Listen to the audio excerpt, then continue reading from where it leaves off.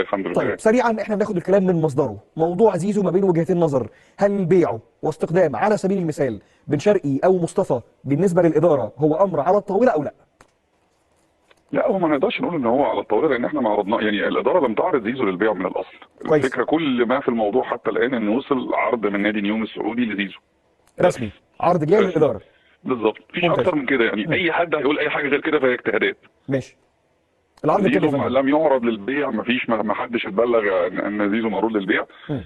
وكان المفروض في انتظار ان شاء الله بعد الاولمبياد ان هيبقى في جلسه مع زيزو ومع والده للتفاوض على تجديد العقد.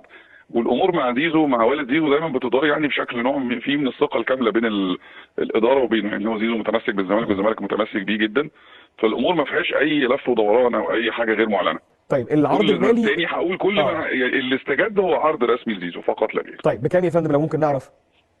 لا، لسه الشروط الماليه لسه محل تفاوض يعني، بس يعني او يعني